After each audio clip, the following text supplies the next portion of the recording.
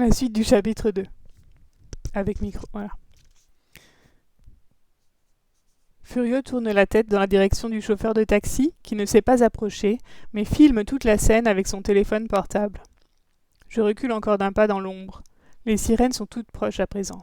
Furieux soupire, et l'enfant sous le bras va droit au chauffeur de taxi, qui me regarde toujours sur l'écran de son téléphone portable, captivé. Furieux avance la main, et d'un geste rapide, il attrape le téléphone et le fait disparaître dans sa poche. Il porte le gamin comme un sac à patates. Le chauffeur de taxi proteste, puis s'avise qu'il ferait mieux de se taire. Furieux lève l'enfant au-dessus de sa tête, l'enfant qui n'a pas cessé de hurler, très visible dans sa combinaison intégrale de petits moutons, blanche là où elle n'est pas trempée de sang. Puis il le dépose avec délicatesse sur l'asphalte du trottoir. Il se retourne et m'attrape par la manche, m'entraîne à sa suite vers le quartier de l'horloge en grognant. « Range tes ailes !» Nous traversons en silence les cours d'immeubles et passons dans la rue Saint-Martin, au moment même où les voitures de police déboulent du boulevard Sébastopol. Les toits aboient Furieux, comme s'il était suffisamment crétin pour ne pas y penser moi-même. Déjà je rampe le long d'une gouttière, aplati contre la pierre, les ailes plaquées contre mon dos. 2 secondes plus tard, je me hisse aux côtés de Furieux sur le zinc du trottoir, trouve le point fort de la charpente et me laisse choir à côté de lui. Nous regardons en silence les voitures de police envahir la rue aux ours, puis bifurquer dans la rue Beaubourg, où il me semble encore entendre le gamin qui pleure. J'espère que le chauffeur de taxi aura pris soin de lui. J'espère que le strige était seul dans le quartier et que nous n'avons pas tiré ce nourrisson de ses griffes pour qu'un autre monstre s'en empare aussitôt. L'agitation se calme assez vite, et quand le bruit des sirènes se tait, je sais que mon répit est terminé. « Explique-moi ce qui t'est passé par la tête », ordonne Furieux, pile au moment où je prends une grande inspiration pour me préparer à l'inévitable discussion. Je hausse les épaules. Tu sais comme moi que Falk n'aurait pas fait du môme sa priorité. Il ne répond pas tout de suite. J'ai raison et il le sait. Falk est notre petit frère chéri, mais il lui manque une case. Ce n'est pas de sa faute, mais c'est un fait.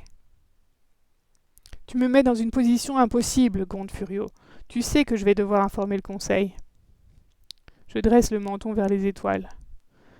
Avec un peu de chance, Falk l'aura fait avant toi, histoire d'enrichir encore un peu son tableau de chasse. Falk n'a pas de cœur, mais pour la course à l'échalote, il est vraiment très fort. Non, dit Furieux. Falk ne marche pas sur mes plates-bandes. Je suis l'aîné, c'est à moi de faire le rapport. Tu critiques Falk, mais lui, il fait ce qu'on attend de lui. Toi, Marcus, c'est toi qui déconnes à plein tube. Tu te prends pour qui, là? Pour Batman? Ce môme n'était pas ta responsabilité, et tu le sais très bien. Je lève les mains pour apaiser la discussion. Désolé, ok. Je trouve que les règles du conseil ont leurs limites. Dans le cas présent, si c'était à refaire, je le referais. Et c'est précisément le problème, rétorque Furieux. Tu sais ce que tu risques, tu sais ce que tout le clan risque un blâme, et tu le fais quand même. On ne peut pas bosser comme ça, Marcus. Je ne réponds pas. Il ne me vient même pas à l'idée de lui demander de se taire, de ne pas dénoncer son frère cadet à la police des polices. Ce n'est pas le genre de faveur que l'on quémande entre justiciers de la nuit, et sûrement pas à Furieux Terribili. Le code est tout pour lui. Quand on évolue dans l'ombre, on ne peut pas se payer le luxe de voir les niveaux de gris. Les choses sont noires ou blanches, et le code sert à ça.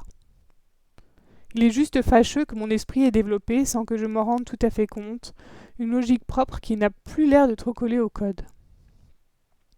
Et tu as de la chance que j'ai pu choper mon téléphone, ajoute Furieux, en balançant son...